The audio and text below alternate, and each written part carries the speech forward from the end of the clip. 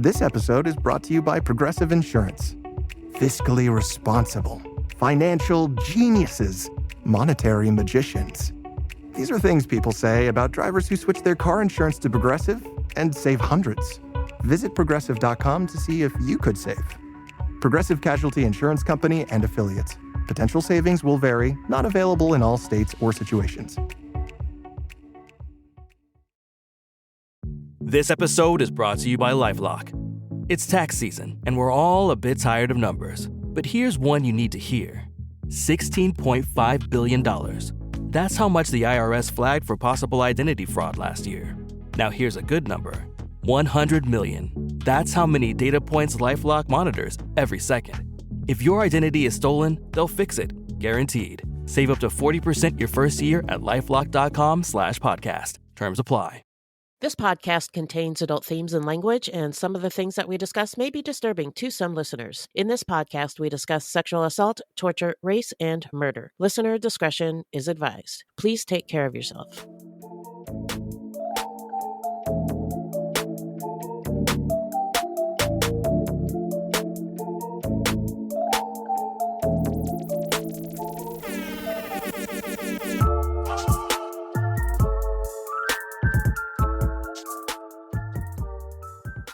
Get into the early life of William Henry Hance. So William Henry was born into poverty on November 10th, 1951 in Lexington, Virginia. A lot of cities I'm noticing with duplicative names. Isn't there a Lexington, Kentucky, and a Columbus, South Carolina? Why are they doing a Columbus, this to us? Ohio, too, right? No, yeah, that's what I thought. Okay. So he was born in Lexington, Virginia. He had one sister, Blanche, who was 3 years older than him.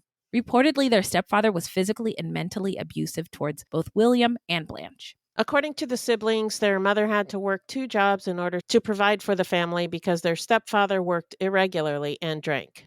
When William was 6 and Blanche was 9, their stepfather raped Blanche in front of William. When William was 12, he found his stepfather in bed with a sex worker.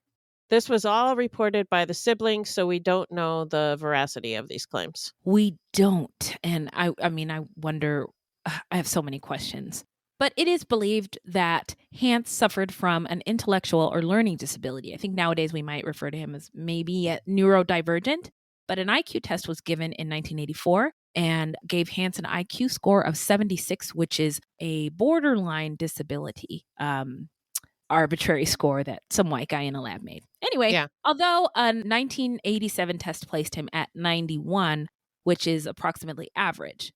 But William was a good student, and according to a childhood acquaintance, everyone liked him. William always wanted to be a Marine, and after high school, he enlisted.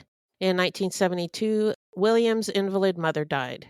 It's been reported widely that her death was the result of a physical attack and a rape, and the assailant was never caught. So I'm curious why you said it's been reported widely and we're not willing to just go with that as fact. Read the next paragraph. Whoa, okay, thank you. Her death, okay. However, her death certificate lists her cause of death as pneumonitis due to Lou Gehrig's disease. So we also don't know how true this story about his mother's attack is. It was reported by William and may have been made up to garner sympathy. Oh yeah. Well, it's on the death certificate. Yes. I don't see how an attack and a rape could cause pneumonitis due to Lou Gehrig's disease. But I'm not totally discounting it. It could have happened. It could have happened. I say that this is the South, and anything that goes through the hands of anybody indebted to white supremacy or a white supremacy system, such as the coroner's office or the medical examiner's office, maybe they were trying to cover up for somebody. This is all like speculation, but the conflicting all stories of this is speculation. Really strange to me, unusual, and I think we don't know enough, and I think it's because of racism. Anyway. Okay. We've been unable to verify this story. So I looked for newspaper articles and I couldn't find anything about it. All I found was her death certificate. Okay. A lot of the sources I listen to and watch went with that as fact. Yeah, that's all of the articles and stuff that I read all Uh-huh. went with it as fact too. Yeah. And I probably would have as well if I hadn't found that death certificate. Ah, smarty smart Beth here. Oh my gosh. Get her a Peabody. Okay, go ahead. So in 1974, William married a woman named Wanda, and the couple had a child. William wanted to make the Marines his career, but Wanda was unhappy. So he left the Marines after serving for 4 years. And I don't know how long it takes to get like full benefits or like retirement or pension after you leave the Marines, but 4 years seems like a long time to give to. I think that's pretty standard. Yeah. So within a year, he joined the Army. He was stationed in Fort Benjamin Harrison, an Army base in Marion County, Indiana, then later transferred to Fort Benning in Columbus, Georgia. While at Fort Benning, he served in the 10th Artillery Unit as an artillery unit truck driver. People who knew him described him as quiet, and he preferred spending time with girlfriends over spending time with his fellow soldiers, who noticed that he had a lot of girlfriends. One said, quote, "They were always calling him on the phone, and some would even come up here trying to find him," unquote. Whoa. Yeah, so he was a ladies' man. Yeah, sounds like it. And it sounds like Wanda didn't like it. So No. she divorced him in 1977, citing physical abuse. He lived with another woman off and on for about a year, and by the time he was arrested, he was engaged to a 20-year-old woman named Cynthia Hudson. His sergeant later testified that he was dependable, trustworthy, and a good soldier, and he did not lose his temper easily. But he was under a lot of stress due to personal, family, and financial problems. He had been drawing extra duty to make more money and taking odd jobs around town, but had been barred from reenlistment because of his financial problems, which I didn't know that was a thing. I didn't know they would do that. I didn't know either. Yeah, I know that at one point in the military, you couldn't serve if you were a woman, right? Mm-hmm. It used to be segregated. You couldn't be gay and out. Right. You can't be overweight, I'm pretty sure, if you're like serving actively. Yeah. But to have financial issues seems unfair. I mean, it does seem unfair, but I wonder if it has something to do with, somebody might be able to bribe you. If you're having financial problems, you might be susceptible to things like that. Oh, heck yeah. I mean, Yeah. Absolutely. Okay, I totally get it now. That makes sense. I mean, anybody could offer me any large sum of money, and I would definitely sell my soul. Maybe even one of my kids.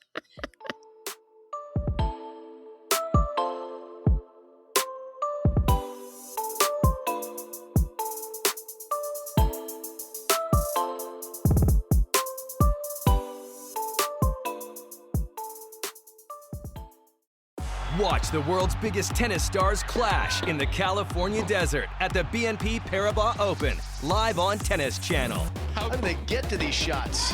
Tune in daily for exclusive first ball to last coverage from Indian Wells and witness all of the jaw-dropping action as the game's top men and women square off at one of the greatest events in sports. It's tennis magic you need to see to believe. The BNP Paribas Open, live on Tennis Channel and streaming on the Tennis Channel app. Hey, podcast listeners, I'm Paul Brandis introducing my podcast, Countdown to Dallas. It's a fascinating, in-depth look at the seemingly unconnected events that led to the assassination of President John F. Kennedy. It's based on my book of the same title. In that book and in this podcast, I go all the way back to 1939, when Lee Harvey Oswald was born into a troubled and dysfunctional family. I'll follow his transient and often violent teenage years and young adulthood, painting a fuller picture of the man who would later become Kennedy's killer. I also take a look at events unfolding in that era, like Cuba and Vietnam, and I'll unpack the conspiracy theories too, not one of which has ever been conclusively proven. Subscribe to Countdown to Dallas at evergreenpodcasts.com or your favorite listening app, October 31st. Now, let's get into the timeline. 1978 was the 150th anniversary of the founding of Columbus, Georgia, and festivities began early in the year. Celebration Week was declared to begin on May 7th, 1978. Every Friday was Dress Up Day. Ooh, On the streets, occasionally, you could see ladies in long gowns and bonnets with little buttons that read Sesquicentennial Bell. Ah, yes. I thought you'd like that. Sesquicentennial Bell. Yeah, I do like it, especially when I get to do this. Thank you. But during this time, the city of Columbus was also being terrorized by a series of unsolved strangulation murders of elderly white women. These crimes were not committed by Hance. Later, a man by the name of Carlton Michael Gary was arrested. But this is really important. This is in the South, and Right. white women are turning up murdered. Yeah. And white women are, at least in the United States, the most valuable, The most beings, valuable of women. the most valuable of women. Serious, of women. If women have any value in this country, Yeah. definitely the white women. And so when Not as something valuable as men, but no, absolutely not. But you go a few levels down, and white women are there, and they're a really protected, valued class in the United States. So when something bad happens to white women, it's like all of the forces, law enforcement, the courts, money, philanthropists, the news, everybody swoops in to magnify the importance of this harm done to white women. right. And everything is done to make sure that it never happens again. Yeah. But it doesn't really fix the problem. And so Nope. things like this happen again to white So they women keep and happening. all Yeah. kinds of women. So Yeah. anyway, in some of the strangling cases where there had also been sexual assault, quote, negroid pubic hairs, unquote, had been found. So the murderer, dubbed the stalking strangler who targeted elderly white women in Georgia, was believed to be a black man because who else could it have been? And if it was a black man, this is how they solve cases in the South back then. Right. If it was a black man, he needs to die. Yeah. Next case, Your Honor. Your Honor, my honor. So Georgia law enforcement had made that part of the profile of the suspect public. Racial tensions were high, and at one point, the Ku Klux Klan was patrolling the strangling area. It was in this climate that Hance committed his murders. Okay, so this is why context matters. Everybody, are you with us now? It's just a tense time to be in Georgia. So, oh my gosh, I'm sorry to interject here, but then, so after this, then it's the Atlanta child murders. Oh, yeah. And it's Right. like, One thing can after Georgia another. get a break? No, they Guess can't. not. So on September 16th, 1977, the naked body of a white soldier named Karen Hickman was found in a ditch just outside of the women's barracks in Fort Benning. She did not live there, but lived in an apartment off post. Her clothes were missing. Karen, originally from Omaha, was an Army private who had served as a nurse in the reserves before joining the Army, where she worked as a clerk. The evening before the discovery of her body, Karen had gone out, and she was last seen at 11:45 p.m. at the Hideaway Club, leaving with a man. There was evidence that Karen had been killed elsewhere. Then her body was transported to the spot where it was found. Her body showed signs of severe beating and also appeared to have been run over multiple times with a car. Near the Hideaway Club, police found a blood-stained 1976 Toyota in a parking lot, believed to be Karen's. So she was run over with her own car. Yeah. Yeah. Horrible. Awful. Yeah. The very same day that Karen's body was found, the body of an elderly woman named Fern Jackson was also found in Columbus, having been sexually assaulted and strangled with her own stockings. She was determined to be the third victim of the stalking strangler. Because this was such a high-profile case, it took attention away from Karen's murder. A month later, an anonymous call led authorities to Karen's blood-stained and shredded clothes on a dirt road, but no new evidence was found. The crime was treated as an isolated incident, almost forgotten in the manhunt for the stalking strangler. Also murdered during this time was a 22-year-old black woman named Gabrielle Badger.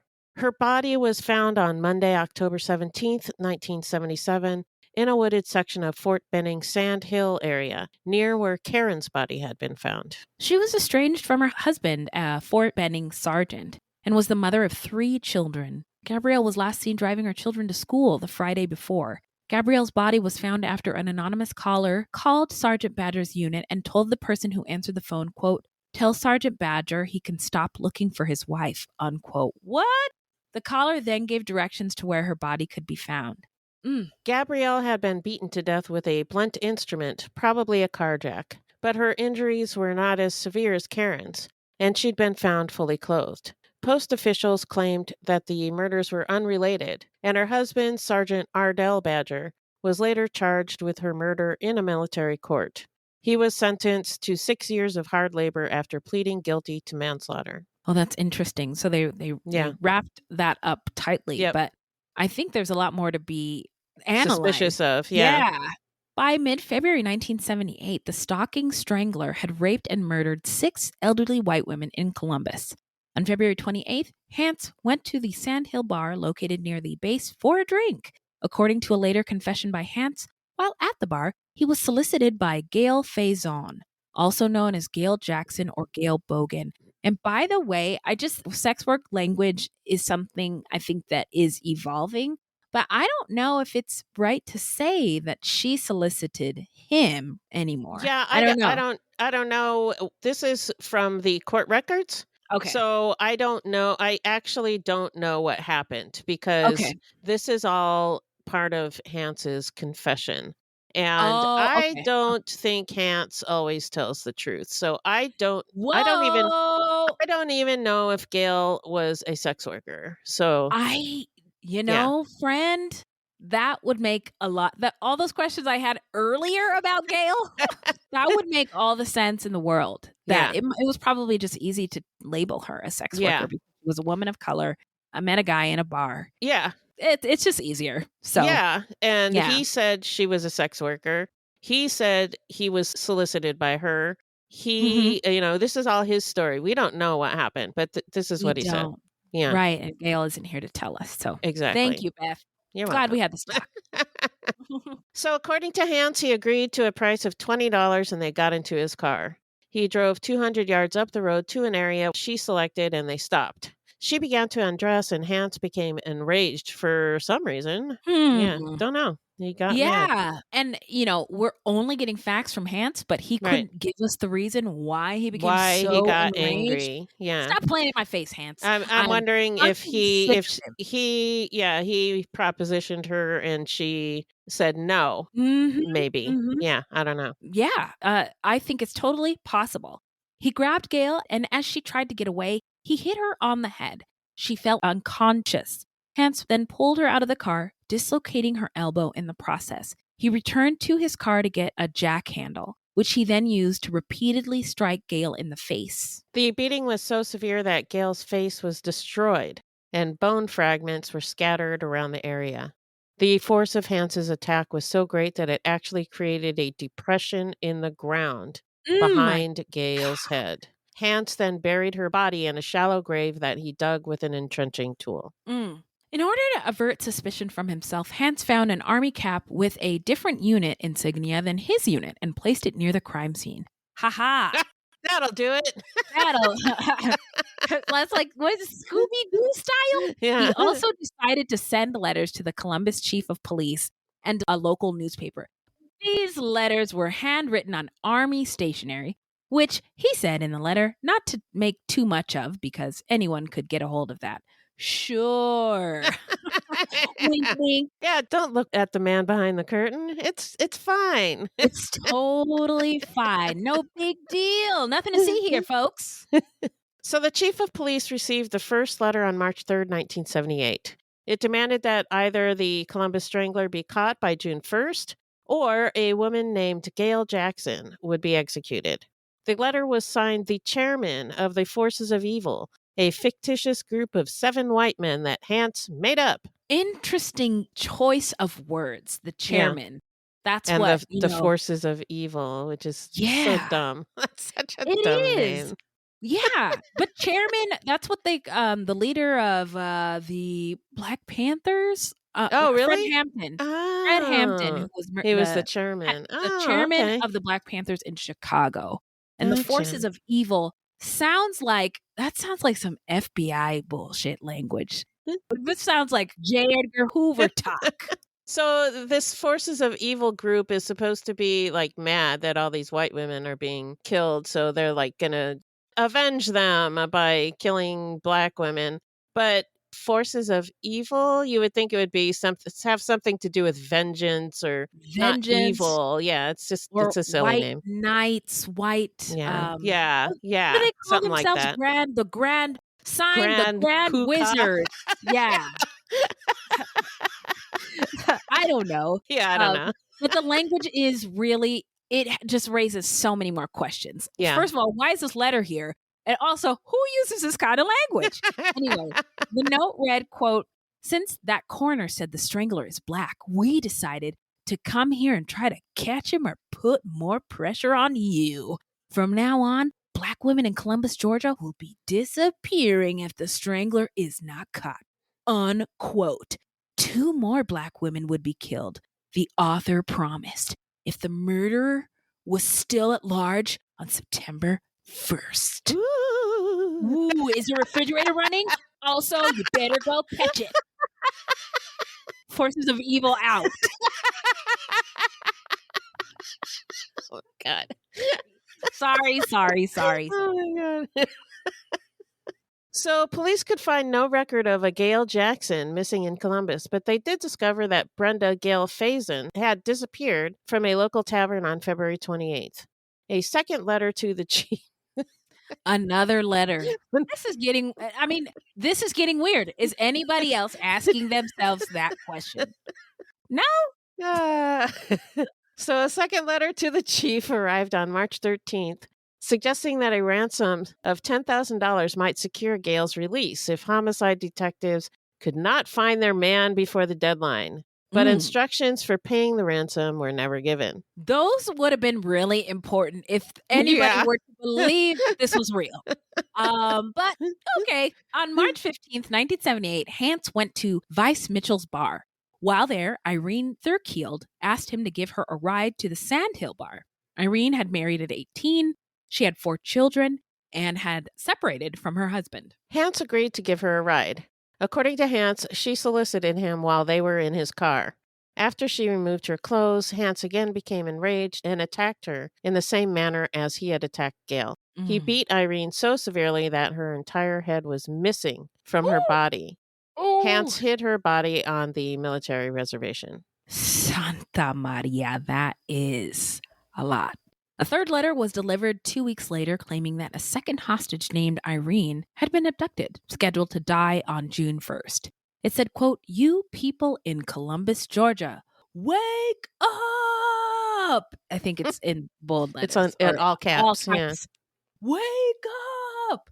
The chief of police is playing with your lives. We have another black woman. Her name is Irene, and she is scheduled to die in June 1978 instead of Gail Jackson, unquote. Detectives learned that 32-year-old Irene Thurkield was indeed missing, last seen on March 16th in the company of an unknown black soldier. Now we're going to get into the investigation and the arrest. So, the Ku Klux Klan actually began in Tennessee, and its neighbor to the south, Georgia, also had a heavy Klan presence. And racial tension was already very high at the time. Police who had at first been reluctant to ask for help, I don't know, maybe they didn't want to seem like messy-ass stupid hoes, but they were, and finally asked the GBI and the FBI to step in. FBI profiler Robert K. Ressler, the inspiration for Agent Bill Tench in Mindhunter, created a profile which said that the killer was one man, not 7, black, not white, single, not well-educated, and probably a low-ranking military man at the fort in his late 20s. Ressler would later include his account of this case in his book, Whoever Fights Monsters. Oh, okay. So Bill was the dude who played... He was the more military-looking dude. Yeah. Not the guy who was in Hamilton. Thank you very much. You're welcome. Clarifies a lot for me. So, in the pre-dawn hours of March 30th, 1978, Hance, claiming to be the forces of evil, called the military police and told them exactly where to find Gail Faison's body. The body was recovered that afternoon. The military police who received the call thought the caller was a young black male. 4 days later, another call directed officers to Martin's Range on Fort Benning and Irene Thurkild's headless body and scattered skull fragments were found hidden behind a pile of logs. Tape recordings of the phone calls to the Fort Benning police, which indicated where the bodies could be found, were played for Hance's commander and first sergeant, who thought it was Hance's voice on the tapes. Hance was arrested that day and charged with murder and attempted extortion on April 5th. He was 26 years old. I like to add in their ages. Like, just sometimes it's just mind blowing. 26 years old and he's doing this shit. To think about what you were doing at that age. At that age, yeah. Definitely wasn't this. No. I hope not. Sorry. So the military police questioned Hance and obtained a confession. He also gave a confession to Columbus authorities. He told authorities where he had disposed of the murder weapons and clothes of the victims. They were subsequently recovered. Hance admitted to writing the letters signed Forces of Evil. Oh, thanks. We had no idea. Really? But no, get out of here. But claimed that he was compelled to do so by that organization, quote unquote. Hance was then interviewed by local authorities and the FBI over a 2-day period. Hance was interviewed for a total of 18 hours. Hance confessed to the murders of Gail Faison and Irene Thurkild, as well as Karen Hickman. Handwriting samples were obtained from Hance and were matched with handwriting on the letters received by the chief of police. A fingerprint from one of the letters was determined to be that of Hance. He would also later be identified with the murder of a young black woman while he was stationed at Fort Benjamin Harrison in Indiana. We, unfortunately, could find no information about this young woman. Yeah, nothing. Sorry. We tried. But if you know, or let can us point know. us in the right direction, you know where to find us, and we'd be happy to hear from you.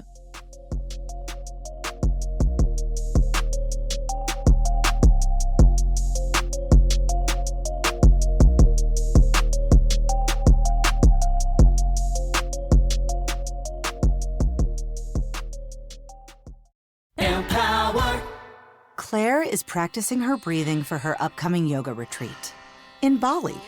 Has she ever done yoga before? No. But Claire worked with Empower on her savings and investment strategy.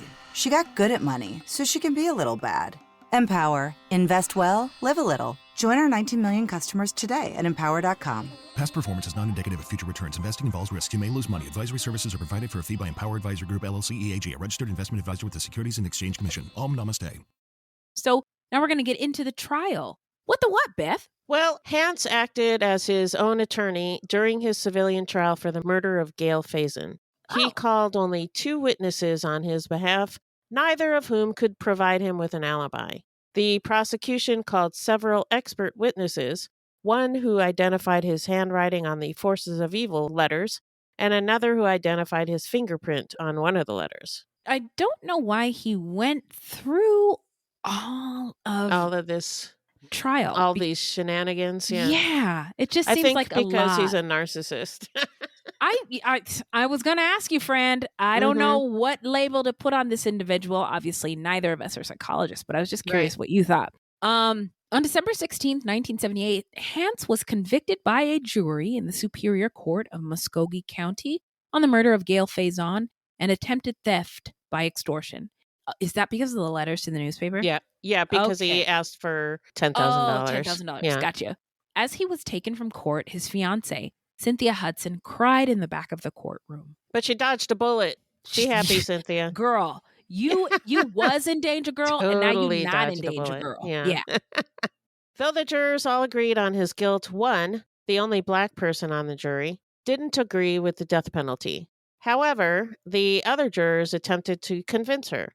And after she just walked away from the conversation, the other jurors either took that as a concession or saw it as an opportunity to claim that there was a unanimous agreement anyway. The juror was too afraid to speak up, and Hance was sentenced to death. Sources also say that jury room was riddled with racist comments, bullies, etc. And I think that's important to consider when we look at the outcome of this case. On June 7th, 1979, a military court convicted him of Karen Hickman and Irene Thurkild's murders. He was sentenced to life imprisonment at hard labor for those crimes, but his military life sentence was overturned after jurors determined that he lacked the capacity for premeditation due to mental disability. His death sentence for Gail Faison remained in place. So now let's get into where are they now? Tell us, Beth. Well, in death penalty cases, the state of Georgia requires a unanimous decision of the jury. However, the only black juror on Hance's case later came forward and stated that she did not vote to put Hance to death and that the jury foreman lied about having a unanimous verdict. It's not supposed to go that way. No. The system isn't supposed to let that happen. She believed that he lacked the mental capacity for premeditated murder. In an affidavit, she stated, quote, "I did not vote for the death penalty in Mr. Hance's case because I did not believe that he knew what he was doing at the time of the crimes," unquote. A fellow juror corroborated her story and also revealed that deliberations in the jury room were marked by racist comments and statements that Hance was, quote, "just one more sorry N-word that no one would miss," unquote. Wow. Well, it's easy to not treat people like human beings if you don't see them as human beings. But I think, if it was a white murderer on trial, would they have said it's just one more sorry white guy that no one would miss? I wonder. Yeah, I don't know, but it certainly would not have been. I don't think it would be racist. Yeah, it would just Not. they wouldn't be referring to his race. They would just be, referring might to be his called, actions. yeah, or his how he was actions, raised, or or yeah, his exactly. It wouldn't education. be racist. Wait, it sounds like the content of his character, maybe? What? Weird. Anyway, Weird, yeah. so no doubt the crimes are horrific. And I'm not excusing the crimes. Not excusing it, but the jury there's deliberations are horrible, problematic for sure. Yeah. And they're saying this in front of the one black juror, and then people might wonder why she didn't speak up. That's why. That's why she didn't speak up. Exactly. Yeah. That usually it's 12 jurors on a case like this. So you're the one black person and you are being, they're throwing around the N-word. Yeah, you don't know what these crazy white people are going to do. Yeah. I don't know. They just saw somebody at a dollar store the other day. Who knows? Yeah. You just don't know. You just don't know. So, wow. There's a lot to the story. And I'm glad we're here to talk give more about it. information and talk about it. So in 1982, Hance filed an appeal, but this appeal was rejected. He attempted this again in 1983, and though his conviction was upheld, a retrial was ordered for the sentencing phase. At this second trial, clinical psychologist Louis R. Lieberman testified that Hance had an atypical personality disorder characterized by egocentrism and an inability to feel empathy for others. That's not good. No. So I read that he diagnosed him with an atypical personality disorder because he didn't fall completely into one personality disorder. So yeah. And I also think that medicine has come a long way, but diagnoses, there's also racism in medicine. Yes. So the way a black person might present to a medical provider due to survival things, a black person might not present in the same way that a white person would. And so if a medical provider has been studying white people in white written textbooks based on white subjects, Hance might be like, I don't know what the heck this is, And I think that was the issue also with his IQ. I think so too. Glad we got to have this talk. Okay, go ahead. So according to Dr. Lieberman, Hance was impulsive, suffered from poor judgment, and blamed his mistakes on others. He also had trouble admitting that he had done anything wrong and difficulty controlling his actions. But he did know the difference between right and wrong. Dr. Lieberman indicated that the ability to recognize and admit that one had done wrong would be a sign of improvement, but on cross-examination admitted that people with personality disorders rarely improve over time. Oh, that makes me sad. And that Hance had not mellowed in the 6 years since Dr. Lieberman had first examined him. Hance was again sentenced to death. Hance attempted one final appeal for clemency. He was scheduled for execution on March 31st, 1994. The day before his scheduled execution, the Georgia Board of Pardons and Paroles rejected Hance's appeal.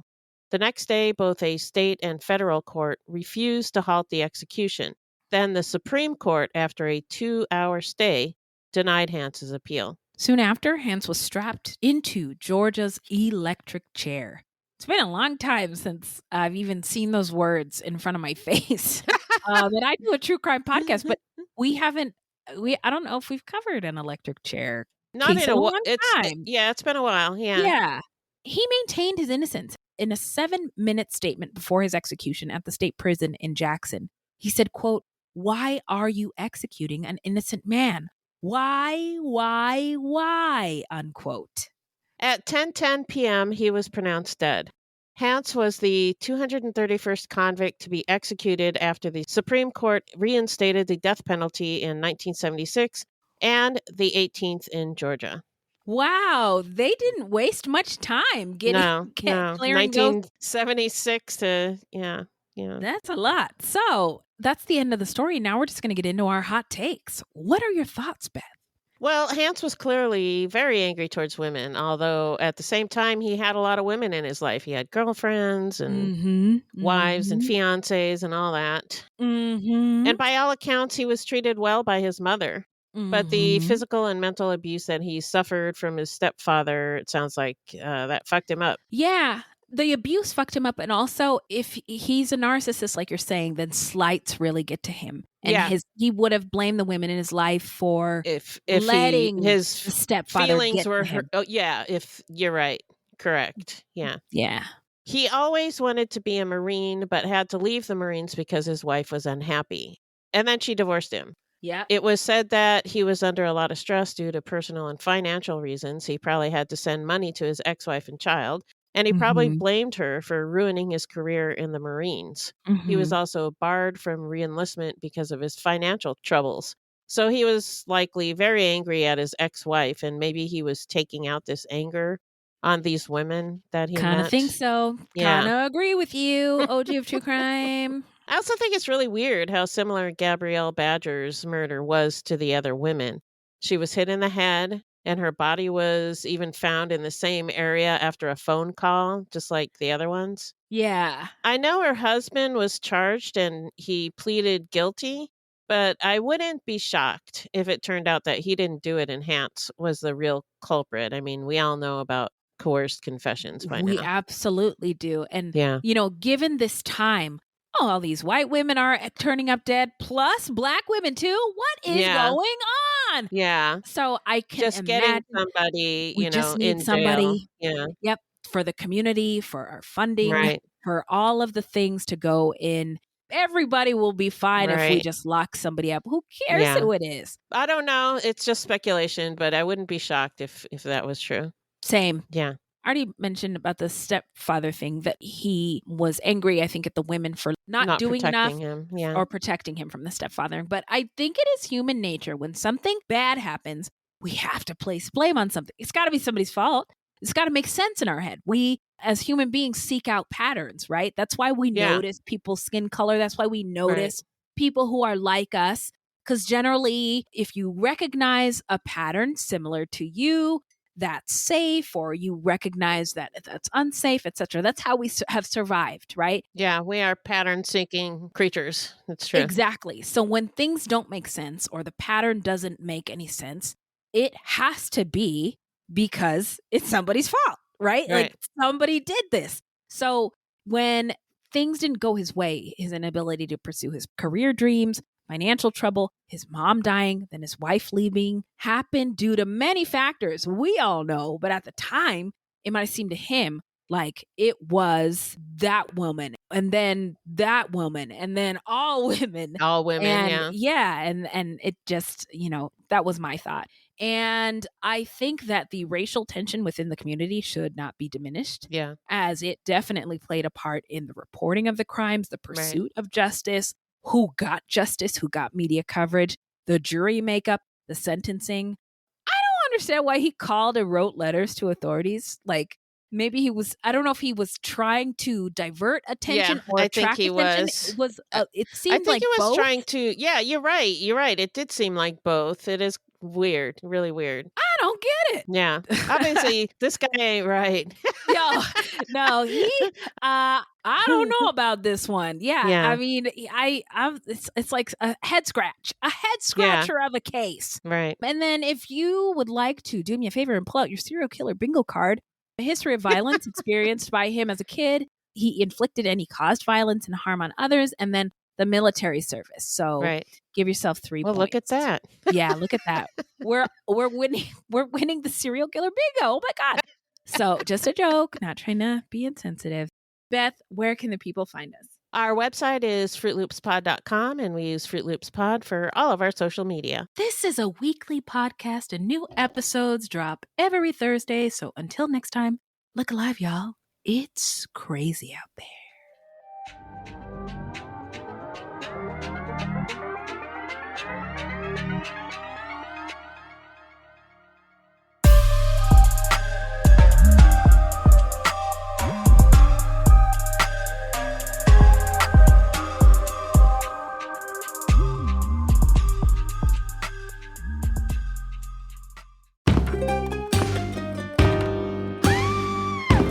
Hi, I'm Sean McCabe. And I'm Carrie McCabe. We are, well, married, obviously, but we're also obsessed with the darker side of things. True crime stories, alien abductions, poltergeists. If it leaves you scratching your head and keeping those lights on at night, we want to hear about it. That's why we host the podcast, Ain't It Scary, with Sean and Carrie. Every week, we bring our listeners a true story guaranteed to send chills down your spine.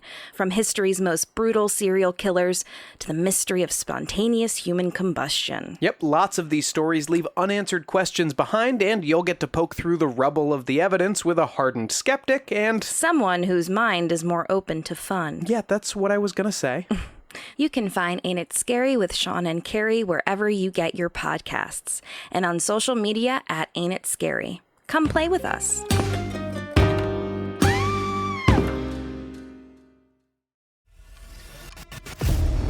24 hours ago, I found out the person that I'd been dating and seeing for the last 6 months is a con man. That is my sister Emma. Andrew Tonks's lies had been so convincing, she'd invested $300,000 with him. However, the tables were about to turn on Andrew. What he didn't know was that Emma had discovered his real identity. But to get any chance of justice, Emma had to act like it was business as usual. Coming up in this series, and that's when murder, all this stuff goes through my mind. I'm really, really scared. I'm assuming Sarah has watched too much Netflix and figures I've been defrauding you. Couldn't be further from the truth. That's what this was, a real-life story that seems so unbelievable, but it was actually true.